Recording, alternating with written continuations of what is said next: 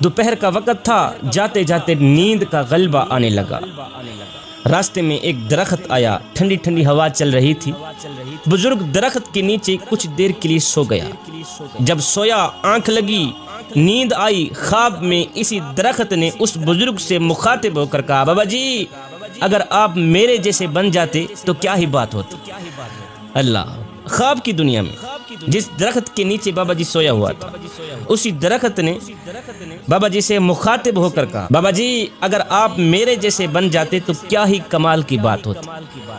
خواب کی دنیا میں اس بزرگ نے اس درخت کو کہا، اوے میں تیرے جیسا بن جاؤں، پہلے اپنی خوبی تو بتا کہ تیرے اندر خوبی ہی کیا ہے۔ درخت نے کہا، میرے اندر خوبی یہ ہے کہ کوئی مجھے پتھر مارے نا تو میں اسے پھل دیتا ہوں۔ میرے اندر خوبی یہ کہ اگر کوئی مجھے پتھر مارے تو میں اسے پھل دیتا ہوں۔ اس لیے تو بھی میرے جیسا بن جا تاکہ تو بھی مخلوق خدا کو فائدہ دے سکے، نفع دے سکے۔ یہ سن کر بزرگ بڑا حیران ہوا۔ اللہ والا مست ملنگ بابا بڑا حیران ہوا، حیرانی کے عالم میں پوچھا کہ اے درخت اگر تو اتنا ہی اچھا ہے تو پھر مجھے بتایا جائے کہ اللہ نے تجھے آگ کی غذا کیوں بنا دی، پھر تو جلتا کیوں ہے، لوگ تجھے آگ کے لیے استعمال کیوں کرتے ہیں۔ تیرے اندر اگر اتنا ہی کمال ہے تو پھر مجھے بتا کہ اللہ نے تجھے آگ کی غذا کیوں بنا دیا۔ یہ سن کر درخت نے جواب دیا، بزرگو میرے اندر خوبی کے ساتھ ساتھ ایک بہت بڑی خامی ہے، جس خامی نے میری خوبی کا ستیہ ناز کیا ہوا، جس خامی نے میری خوبی پر پانی پھیرا ہوا، اور اللہ تعالیٰ کو میری یہ خامی اتنی ناپسند ہے، اتنی ناپسند ہے کہ اللہ نے مجھے آگ کی غذا بنا دی۔ بزرگ نے پوچھا وہ کون سی خامی ہے؟ درخت نے کہا، بابا جی وہ خامی یہ ہے کہ جدھر کی ہوا چلتی ہے نا میں ادھر کو ہو جاتا۔ اللہ، بابا جی خامی یہ ہے کہ جدھر کی ہوا چلتی ہے نا میں ادھر ہی کو ہو جاتا ہوں۔ مطلب یہ ہوا کہ جدھر کی ہوا چلے ادھر کو ہونے والی چاہے جان والی چیز ہو یا بے جان چیز ہو، اللہ تعالیٰ کو ناپسند ہے۔ اللہ تعالیٰ اسے جہنم کا ایندھن بنا دیتا ہے، جہنم میں ڈال دیتا ہے۔ جوانو، ہماری صورتحال بھی اسی درخت سے ملتی جلتی ہے۔ ہم بھی کچھ ایسا ہی کر رہے ہیں کہ جدھر کی ہوا چلتی ہے ہم ادھر کو ہی ہو جاتے ہیں۔ ہم نام لیتے ہیں حسین کا، نقل کرتے ہیں یزید کی۔ ہمارے اوپر کوئی بھی شخص 10 منٹ لگا دے ہم اسی کے ہو جاتے ہیں۔ مسجد میں نماز پڑھنے کے لیے بھی چلے جاتے ہیں، پھر کسی کے کہنے پر کنجر خانے میں بھی چلے جاتے ہیں، ادھر کو بھی پورے ہیں ادھر کو بھی پورے ہیں، جدھر کی ہوا چلے ہم ادھر کو ہی ہو جاتے ہیں۔